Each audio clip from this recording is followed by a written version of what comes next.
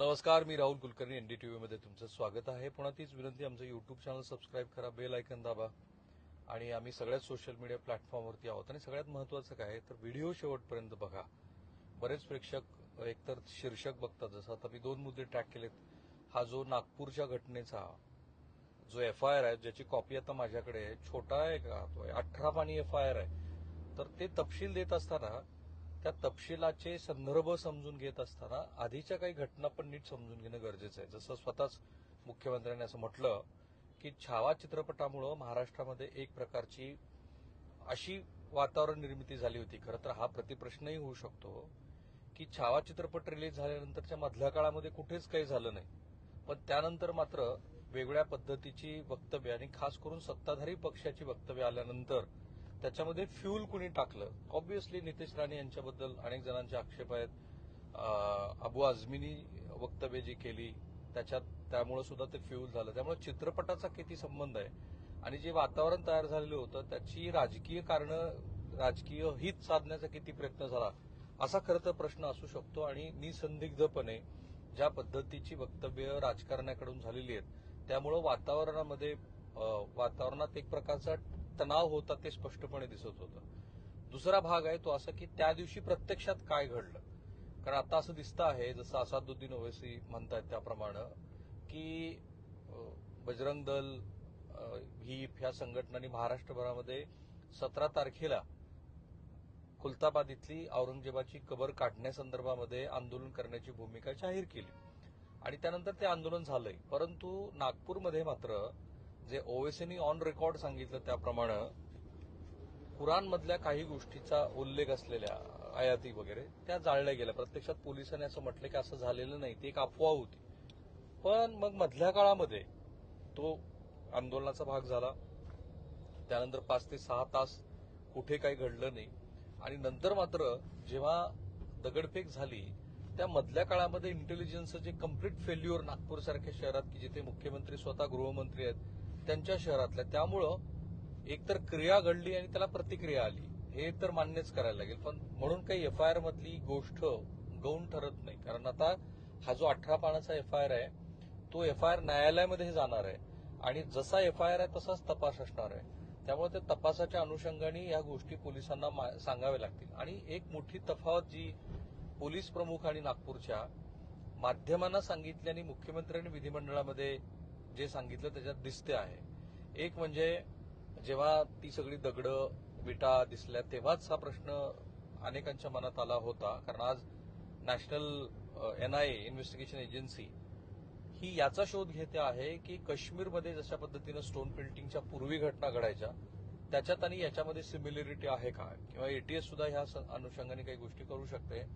प्रथमदर्शनी जे पोलीस प्रमुखांनी नागपूरचे सांगितलं आहे त्याप्रमाणे घटना घडल्यानंतरची जी दगडफेक आहे त्या दगडफेकीमध्ये हे जे दगड वापरले गेले त्याचं मुख्य कारण तिथे बांधकाम सुरू होतं आणि ते बांधकाम सुरू असताना विटा, दगडं, माती तिथे होती, त्याचाच वापर केला गेला. म्हणजे इथे सुद्धा पोलीस प्रमुख जे नागपूरचे सांगतात ते आणि महाराष्ट्र राज्याचे गृहमंत्री सांगतात ते, त्याच्यामध्ये निश्चित स्वरूपाची तफावत आहे. ही तफावत देवेंद्र फडणवीस यांच्या बोलण्यातनं सभागृहात जे निवेदन झालं ती पहिल्यांदा आलेली नाहीये. परभणीमध्ये सुद्धा मुख्यमंत्र्यांनी सूर्यवंशींचा जो पोलीस कोठडीमध्ये अक्षरशः खून झाला, कारण ते पोलिसांनी मारहाणीमध्ये त्यांचा मृत्यू झाला आहे, हे श्री प्रकाश आंबेडकर यांनी आपल्या ट्विटर अकाउंटवरून महाराष्ट्राला सांगितलंच होतं. आता बॉम्बे हायकोर्टाचे जे निवृत्त न्यायाधीश त्याची चौकशी करतायत त्याच्यामध्ये पण ते दिसू येऊ शकतं की त्यांना प्रचंड प्रमाणात मारहाण झाली, त्यातनं ते घडलं. परंतु सभागृहामध्ये मात्र पोलिसांची त्यांनी पाठराखण केली. आता ती पाठराखण त्या होम डिपार्टमेंटचे प्रमुख म्हणून केली असेल, पण वस्तुस्थिती पूर्णपणे वेगळी होती.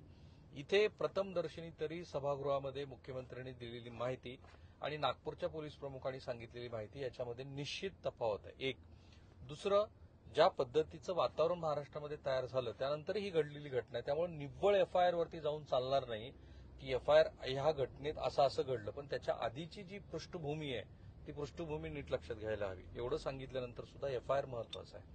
एफआयआर मध्ये काय काय गोष्टी आहेत बघा. आणि इतकी कलमं पोलिसांनी लावली आहेत, अर्थात जे दंगेखोर आहेत कुठल्याही जाती धर्माचे असतील त्यांना वेळोवेळी योग्य त्या शिक्षेचा प्रसाद मिळायलाच हवा. तर 18 पानी एफआयआर आहे, हा माझ्या हातात आहे तो. 1, 2, 3, 4, 5, 6 जवळपास 57 भारतीय फौजदारी संहितेप्रमाणे भारतीय न्याय संहिता 223, 96, 324, 324, 324, 6, 5, 4, 3, 2 असे वेगवेगळे 57 कलम लावून पोलिसांनी हा गुन्हा दाखल केलेला आहे. याच्यामध्ये मुख्य जे तक्रारदार आहेत ते आहेत पोलीस ठाणे गणेशपेठचे पोलीस निरीक्षक ज्यांनी ही तक्रार दाखल केली आहे. आणि आरोपी सुद्धा 1, 2, 3 नाहीये, आरोपी आहेत जवळपास 51. ऑब्व्हियसली बहुसंख्य आरोपी हे अल्पसंख्याक समुदायाचेच आहेत, हे सगळेच अल्पसंख्याक समुदायाचे आहेत. यासीर शरीफ, शेख फिरोज, मोहम्मद युसुफ, मोहम्मद जुमान रजाक, अब्दुल पठाण, इकबाल अन्सारी, इजाद इस्माईल, अक्सर इस्माईल, एक विधी संघर्ष म्हणजे अल्पवयीन मुलगा आहे, मोहम्मद इजार, मोहम्मद इस्माईल, शेख नासिर, फैजान समीर शेख वगैरे. ही सगळी यादी मोठी आहे. आणि शेवटचा आरोपी आहे यासीम शेख समशून जमा इतर असे मिळून हे 51 मिळून आणखी 600 लोक या सगळ्या घटनेमध्ये आरोपी आहेत. तर ही घटना कशी घडली आहे आणि काही गोष्टी ह्या मला बीप म्हणून सांगायच्यात, म्हणजे ते सांगणार नाहीये मी, पण त्याचा उल्लेख आहे. आम्ही सोपनी जितेंद्र बाबूराव गाडगे, गणेशपेठ, ठाणे, नागपूर शहर, आम्ही सरकारतर्फे रिपोर्ट देतो की एफआयआर 17/3/2025 रोजी सकाळी 10 वाजता ते रात्री 21:09 दरम्यान पावते दिवसपाळे अधिकारी म्हणून कर्तव्यावर हजर असताना छत्रपती शिवाजी महाराज यांची तिथीनुसार जयंती असल्याने या निमित्त पोलीस ठाणे गणेशपेठ येथील छत्रपती शिवाजी महाराज गांधीपुत्रा येथे गांधी गेट येथे विश्व हिंदू परिषद तसेच बजरंग दल यांच्या वतीने औरंगजेब याची कबर हटविण्यासाठी नारे निदर्शने करून औरंगजेब याचा प्रतिकात्मक पुतळा जाळला. मायनॉरिटीज डेमोक्रेटिक पार्टी एमडीपीचे शहराध्यक्ष फहीम खान शमीम खान वय 38 राहणार संजय बाग कॉलनी यशोधरा नगर नागपूर यांच्या अध्यक्षतेखाली पोलीस ठाणे येथे 50 ते 60 इस्मानी बेकायदेशीररित्या जमाव जमवून, म्हणजे आंदोलन झाल्यानंतरच लोकांना असं कळलं काहीतरी घडलंय म्हणून, त्यामुळे हे गृहस्थ 50 ते 60 लोकांना घेऊन पोलीस स्टेशनला गेले आणि त्यांनी लेखी निवेदन दिलं. तेव्हा गणेशपेठ पोलीस ठाणे येथे सैफ अली खान रऊफ खान वय 28, शेख नदीम शेख सलीम वय 35, मोहम्मद शाहनवाज रशीद शेख वय 25 वगैरे, असीम शेख वगैरे असे बरेच लोक आहेत. जाळपोळ करणाऱ्या इस्माच्या विरोधात पोलीस ठाणे गणेशपेठ येथे हजर राहून त्यांचे निवेदनाप्रमाणे, म्हणजे हे जे ज्यांनी औरंगजेबाचा फोटो आणि ते जे काही जाळलं त्याच्या विरोधामध्ये यांनी एक तक्रार दिली, निवेदन दिलं. मग त्या निवेदनावर ह्या सगळ्यांची लोक आहेत. मग तिथे पोलिसांनी त्यांना सांगितलं की बाबा तुम्ही आपापसामध्ये 9 जणांच्या विरोधामध्ये हा गुन्हा दाखल झालेला असल्यामुळं तुम्ही आता फार काही करू नका, आम्ही ते बघू कसं मिटवता येईल. तरी सुद्धा पोलीस ठाणे येथे आलेल्या वरील नमूद इस्मानी त्यांच्या मुस्लिम धर्माचे लोकांना सदर घटनेच्या विरोधात 17/3/2025 रोजी, म्हणजे जे तिथे तक्रार देऊन निवेदन द्यायला गेले होते त्यांनीच पुन्हा नंतर मॉब जमा केला. 4 वाजताच्या सुमाराला एकत्र जमवून हिंदू मुस्लिम समाजामध्ये धार्मिक वाद निर्माण होईल या उद्देशाने कट कारस्थान रचून जवळपास 500 ते 600 मुस्लिम लोक छत्रपती शिवाजी महाराज पुतळा चौक येथे जमा झाले. सदरवेळी त्यांनी सदरचा जमा हा बेकायदेशीर असून आपण इथे जमा न होता आपापल्या घरी सुरक्षितरित्या निघून जावे असं वेळोवेळी माईकवर पोलिसांनी सांगितलं. मुद्दा क्रमांक 1, जर हे लोक निवेदन घेऊन तिथे आले होते आणि इतकं तणावपूर्ण वातावरण होतं तर मग इंटेलिजन्स इथं कम्प्लीट फेल्युअर आहे. कारण ह्याच लोकांनी निवेदन दिलं होतं सकाळी 12:01च्या सुमाराला. 5 वाजेपर्यंत ते लोकांना जमा करत होते. तिथे सायबरचं एवढं मोठं नेटवर्क असू शकतं, असायला हवं. आणि दुसरं पोलिसांचे स्वतःचे खबरी असतात, असायला हवेत.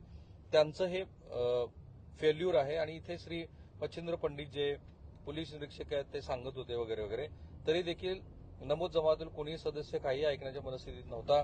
पोलिसांना त्यांची कर्तव्य बजावण्यास रोखण्यास व तसेच सर्वसाधारण नागरिकांना मारहाण व सार्वजनिक मालमत्तेचे नुकसान करण्याच्या उद्देशाने फौजदारी पात्र कट रचून प्रत्यक्ष तसेच सोशल मीडियाद्वारे चिथावणी दिली. ते एकमेकांना दंगा करण्याच्या उद्देशानंच हे करत होते. आता इथं बीप आहे, कारण मी ते सांगणार नाही की इथं काय म्हटलंय.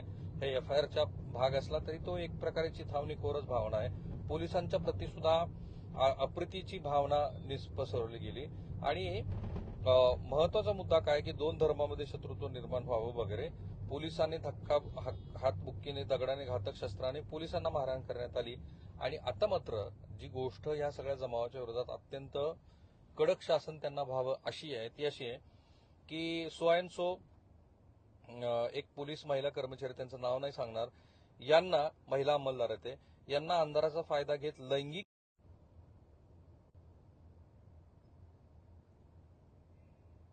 तर ही गोष्ट ही अशी आहे की ती त्यांना कडक शासन देऊ शकते आणि ती मी म्हणालो तसं मी त्या महिला अंमलदाराचं नाव नाही सांगणार, परंतु यांना अंधाराचा फायदा घेत लैंगिक भावनेने त्यांचा विवस्त्र करण्याच्या उद्देशाने युनिफॉर्मला तसंच शरीराला स्पर्श केला. त्यामुळे त्यांच्या स्त्री मनास लज्जा उत्पन्न झाली. त्यांनी इतरही स्त्रियांना अश्लील शिवीगाळ करीत त्यांच्या लैंगिक भावनेने त्यांच्यावर देखील हमला केला. काही महिला कर्मचाऱ्यांना पाहून अश्लील हातवारे करीत अश्लील शेरेबाजी केली. सदरवेळी बंदोबस्तासाठी आलेली व रस्त्यावर उभी असलेली कॉटन मार्केट ट्रॅफिक मीटर क्रमांक सो अँड सो, तर हे दुसऱ्यांदा महाराष्ट्रामध्ये घडतंय. मला आठवतं की रजा अकॅडमीचा एक मोर्चा मुंबईमध्ये होता, ज्याबद्दल नंतर श्री राज ठाकरे अनेक वेळेला बोलले. तिथे सुद्धा महिला कर्मचाऱ्यांच्या बद्दल अशीच कृती झाली होती. हे नागपूरमध्ये घडलं आहे आणि हे अत्यंत चुकीचं आहे. पोलिसांनी जो एफआयआर दाखल केलाय त्यानुसार मी सांगतो आहे. तर हे अशा पद्धतीने केल्यानंतर मग नमूद जमावातील जे लोक आहेत त्यांना पोलिसांनी अटक केलेली आहे आणि त्यांच्यावरती योग्य ती कारवाई सुरू आहे. याच्यामध्ये कोण कोण जखमी झालं, शारीरिक वैशिष्ट्य काय त्या आरोपीची वगैरे ह्याचे पण तपशील याच्यामध्ये आहेत. आणि आता असं दिसतं आहे की पोलिसांनी आज दिवसभरामध्ये ह्या एफआयआर प्रमाणे बऱ्याच गोष्टी ह्या पुढे तपासाच्या दृष्टीने केलेल्या आहेत. शस्त्र जमा केलेली असतील, त्या ज्या दगडविठा आहेत त्या जमा केलेल्या आहेत. हा एफआयआर, त्याच्या आधीची तफावत, या एफआयआर मधली पण तफावत, परंतु महिला कर्मचाऱ्यांच्या अंगावरती हात टाकण्याचा जो प्रयत्न दिसतो आहे त्याचंही विवेचन आम्ही महाराष्ट्रासमोर मांडलं. याबद्दल तुमचं काय मत आहे ते जरूर कळवा. या व्हिडिओच्या कमेंट बॉक्समध्ये तुमचे काही महत्वाचे मुद्दे असतील तेही कळवा. आणि महत्वाचं म्हणजे आमचं युट्यूब चॅनल आणि सगळ्या सोशल मीडिया प्लॅटफॉर्मला फॉलो करायला विसरू नका. थांबूया.